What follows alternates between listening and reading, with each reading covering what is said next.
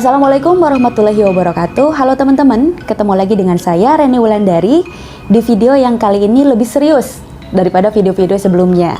Jadi hari ini saya akan membahas, lebih tepatnya sih berbagi pengalaman tentang saya yang selamat bisa melanjutkan kehidupan setelah brutalnya perkosaan. Jadi dengan trauma-trauma yang begitu banyak saya berhasil melanjutkan kehidupan. Dengan tujuannya dibuatkan video ini semoga bisa memberikan manfaat untuk teman-teman yang mungkin membutuhkan informasi bagaimana cara bangkit dari trauma, kebrutalan, kejahatan, rasa sakit setelah terjadinya pelecehan seksual, apalagi perkosaan. Oke, saya akan berbagi pengalaman tersebut dengan teman-teman, mudah-mudahan bermanfaat ya.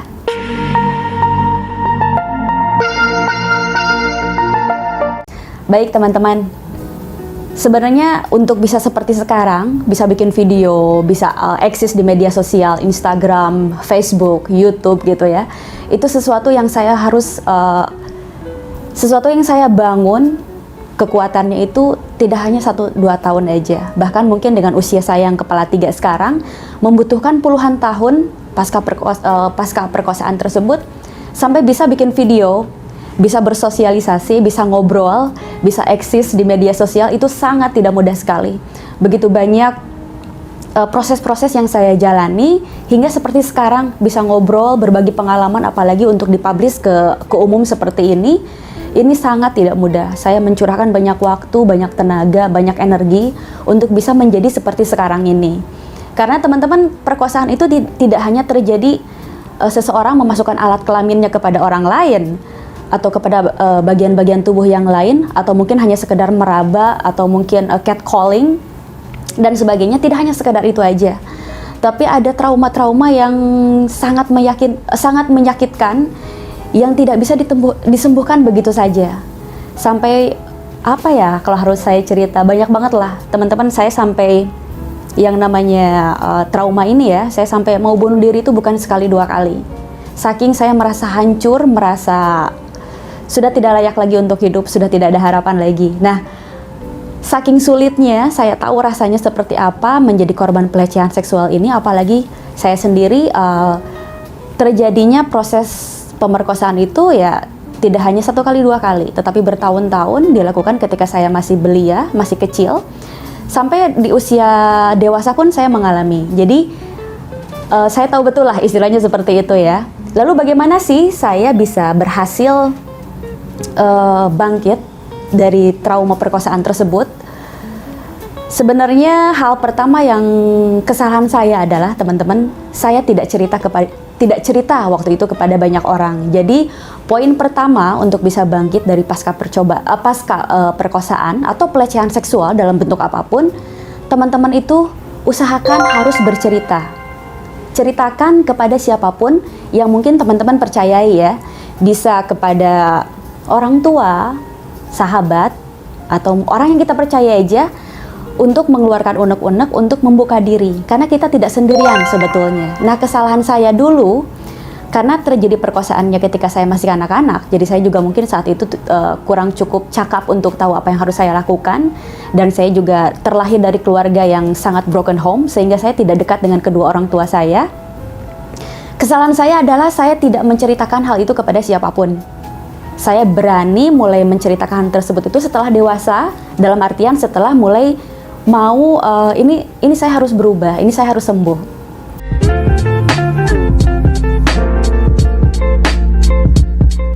Hal yang kedua nih teman-teman, teman-teman bisa melakukan kalau punya pengalaman atau punya kenalan yang mengalami korban perkosaan atau pelecehan seksual lainnya, teman-teman bisa menghubungi psikiater atau orang-orang yang bergerak di bidang medis, yang dalam artian kayak psikolog, psikiater begitu, untuk melakukan konseling. Nah, kalau dulu saya, karena kebetulan saya bisa dibilang dari keluarga yang sangat sederhana sekali waktu itu, saya tidak mampu lah untuk pergi ke psikiater atau siapapun. Tapi saya waktu itu cukup pintar.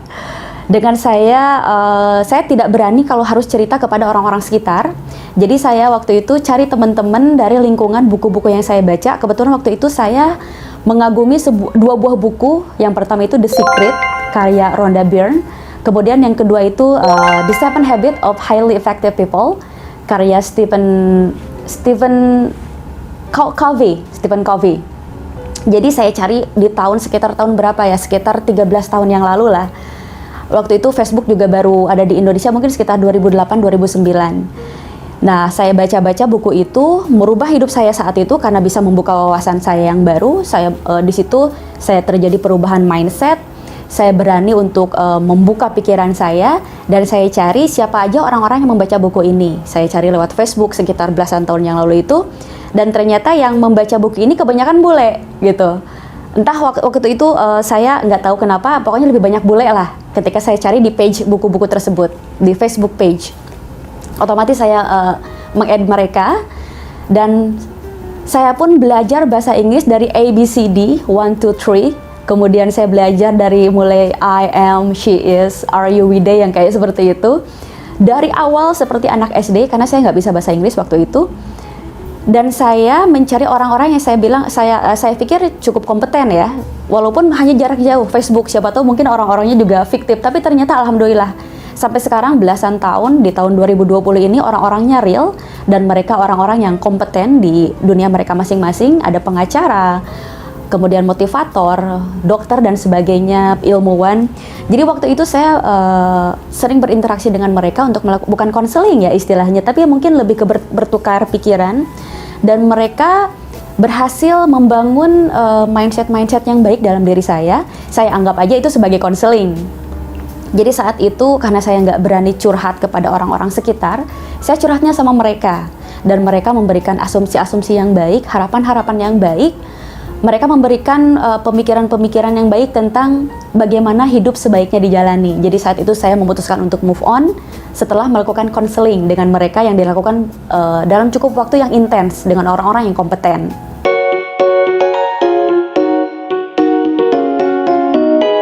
Teman-teman yang patut teman-teman tahu juga, patut diketahui, menjadi korban pelecehan seksual atau korban perkosaan itu bukan suatu aib. Nah, dulu saya mengira itu adalah suatu aib kalau saya cerita atau orang-orang tahu bagaimana dengan masa depan saya, apalagi saya seorang perempuan. Bagaimana orang-orang pandangannya terhadap saya, nanti saya malu, bagaimana dengan keluarga saya, bagaimana dengan para tetangga, bagaimana dengan orang-orang menyikapi saya dan keluarga saya. Itu yang selalu saya pikirkan. Maaf. Dan ternyata itu salah. Kita sebagai korban itu bukan aib. Bukan aib sama sekali, jadi tolong dicamkan di dalam pemikiran kita. Menjadi korban perkosaan itu bukan aib, dan justru kita harus speak up, kita harus keluar dari zona bahwa kita adalah aib atau kesialan bagi keluarga dan sebagainya. Keluar dari zona itu untuk speak up, untuk membangun rasa percaya diri kita tidak bersalah dan itu bukan aib sama sekali.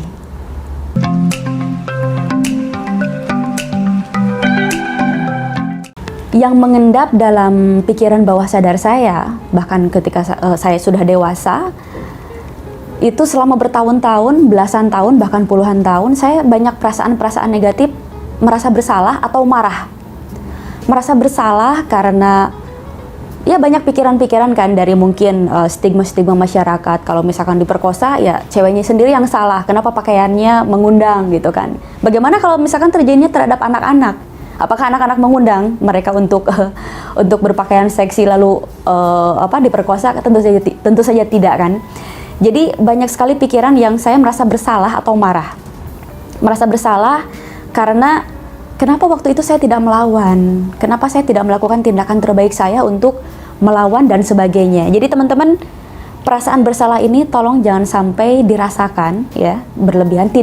Jangan sampai merasa bersalah malah. Karena ini bukan salahnya kita, ini bukan salahnya teman-teman, ya. Perkosaan bisa terjadi kepada siapapun, dan kita hanyalah korban.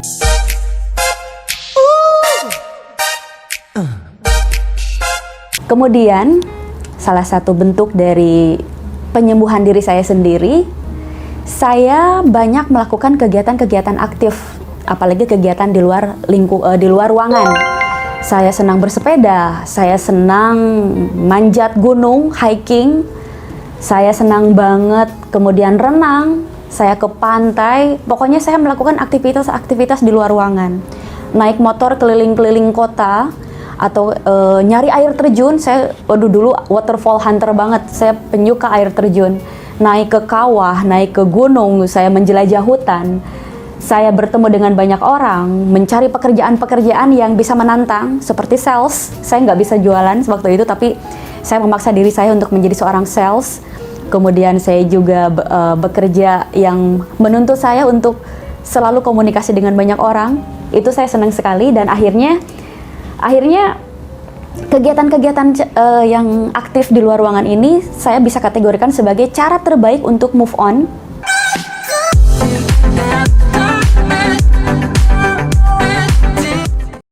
Kemudian teman-teman, langkah kedua, saya membangun rasa percaya diri saya.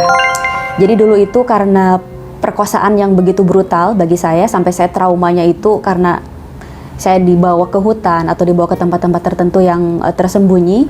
Saya jadi trauma dengan aroma-aroma tertentu seperti aroma rumput dan sebagainya, dimana kalau mencium aroma-aroma rumput saya bisa muntah. Atau ketika ada di tempat gelap saya bisa berhalusinasi dan sebagainya. Atau menimbulkan perasaan-perasaan yang tidak enak ya, kayak misalkan perasaan merasa bersalah atau perasaan jengkel, marah.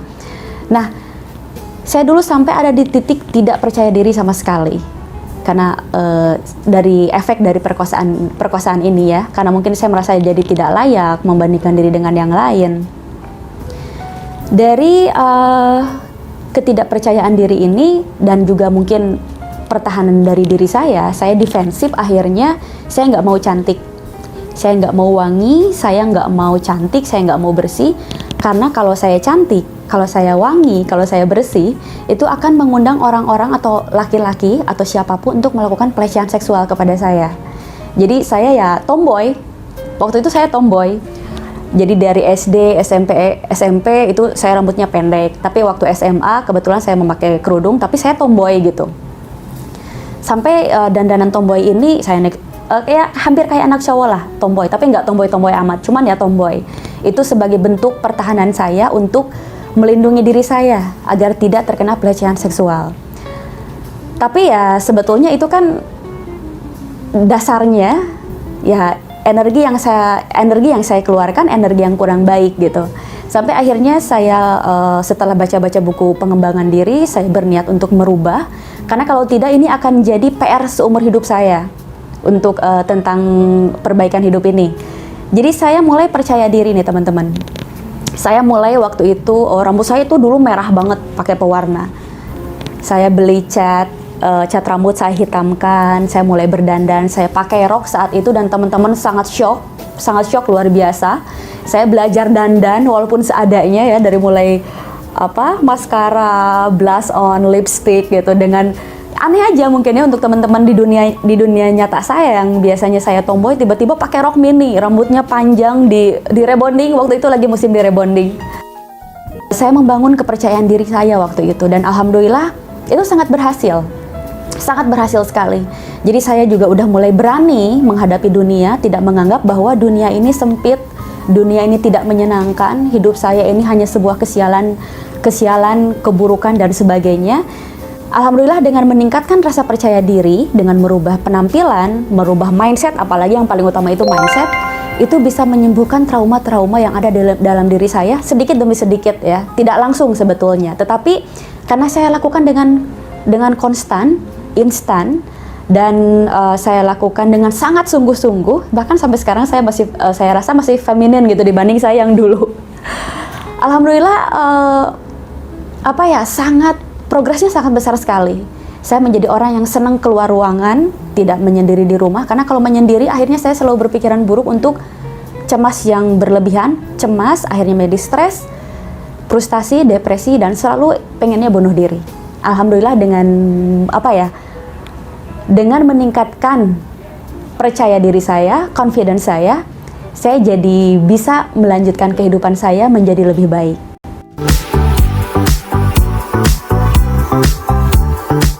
Trauma-trauma seperti ini masih ada sebetulnya sampai sekarang. Saya di usia kepala 3 masih ada, walaupun kejadiannya sudah berpuluh-puluh tahun. Tetapi setidaknya sampai saat ini saya merasa lebih berdaya daripada dulu. saya berani apa ya, berani berkarya, contoh kecil lah, berani membuat video ini. Ini sesuatu yang saya apresiasi ke dalam diri saya sendiri karena tidak mudah. Dari dulu rencana mau ngasih edukasi, mau ngasih informasi bagaimana caranya seperti ini, tapi nggak beraninya sekarang. Itu karena prosesnya tidak mudah untuk bangun dari trauma-trauma perkosaan. Tapi teman-teman, saya sadar bahwa menjadi korban perkosaan ini bukan satu-satunya atau bukan akhir dari kehidupan ini. Saya sadar itu, akhirnya saya mulai berkarya, saya mulai move on, karena ternyata banyak banget orang-orang lain yang setelah mengalami perkosaan yang brutal, mereka masih tetap berkarya. Ada Oprah Winfrey, saya cek-cek di internet ya, Angelina Jolie, Madonna, Lady Gaga, James Van Der Beek, siapa lagi ya, banyak, Ashley Judd. Mereka mengalami pelecehan seksual, bahkan diperkosa, bahkan berkali-kali seperti saya, tapi mereka masih bisa berkarya dan sukses. Jadi menjadi korban perkosaan itu bukan akhir dari segalanya. Kita masih bisa berkarya, kita masih bisa melanjutkan hidup. Memang susah ya, memang susah untuk bangkit dari trauma itu. Tapi saya yakin kita itu lahir di dunia bukan tanpa maksud. Setiap orang itu diberi misi oleh Tuhan untuk apa ya? Untuk menyelesaikan misinya masing-masing. Dan saya yakin saya mampu menyelesaikan trauma-trauma tersebut sampai akhirnya bisa seperti sekarang. Jadi teman-teman, untuk yang mengalami trauma dalam bentuk apapun sih, nggak harus perkosaan, mudah-mudahan teman-teman diberi kemampuan, karena nggak semua orang punya kesadaran untuk bertahan hidup, untuk survive. Banyak juga yang akhirnya mereka terjerembab lebih kelam lagi, obat-obatan, kemudian prostitusi, kejahatan kriminal, bahkan lebih parah lagi sampai aksi bunuh diri yang akhirnya meninggal. Mudah-mudahan dengan adanya video ini sedikit membantu, sedikit merubah bahwa kita masih bisa hidup dengan baik, kita masih bisa berkarya, kita masih bisa bersosial. Orang-orang juga setelah tahu saya korban perkosaan, mereka nggak kenapa-napa kok, malah mereka bangga, mereka malah gimana Mbak Reni caranya kok bisa gitu, malah jadi sebuah inspirasi untuk teman-teman lain. Jadi please jangan sampai merasa tidak percaya diri, jangan sampai merasa ini aib, jangan sampai merasa dunia sudah berakhir, jangan sampai merasa saya tidak bisa berkarya lagi, malu. Please singkirkan pikiran-pikiran buruk tersebut. Kita bisa mampu menjalani hidup ini pasca hancurnya beberapa fase dalam kehidupan kita, kita bisa bangun lagi. Saya bukti nyata, saya saksi nyata kehidupan saya sendiri, di mana saya bisa berbicara di depan sebuah kamera dengan mulut tersenyum seperti ini. Wah, kalau dulu belasan tahun yang lalu di masa saya remaja menuju masa dewasa, setiap saya menceritakan ini kepada sahabat atau orang, misalkan kepada dulu mantan pacar lah misalkan, saya cerita itu bisa sampai terseduh-seduh, udah sampai nggak ada suara lagi, sampai sakit tenggorokan. Saking kuatnya rasa sakit yang saya rasakan saat itu. Jadi dengan proses yang begitu telaten, saya mengobati diri saya sendiri, saya hijrah tempat, berpindah tempat, saya mencari lingkungan-lingkungan baru, mencari pekerjaan-pekerjaan baru yang bisa merubah, mentransformasi kehidupan saya menjadi lebih baik. Berhasil, sangat berhasil. Tidak ada yang tidak mungkin. Jadi saya menyemangati teman-teman siapapun, bukan hanya trauma pelecehan seksual aja, tetapi trauma apapun, rasa sakit apapun, penyembuhan diri ini selama kita masih bernyawa, selama kita masih diberi kesempatan oleh kehidupan, masih bisa hidup, bangun di pagi hari, berarti masih mungkin untuk bangun, berkarya, membuat kehidupan kita jauh lebih baik, jauh lebih sempurna daripada sebelumnya.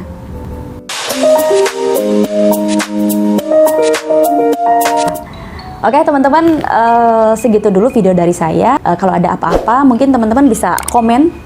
Insya Allah kalau saya cek YouTube, saya akan balas secepatnya. Wabillahi taufiq wal hidayah. Wassalamualaikum warahmatullahi wabarakatuh. Terima kasih.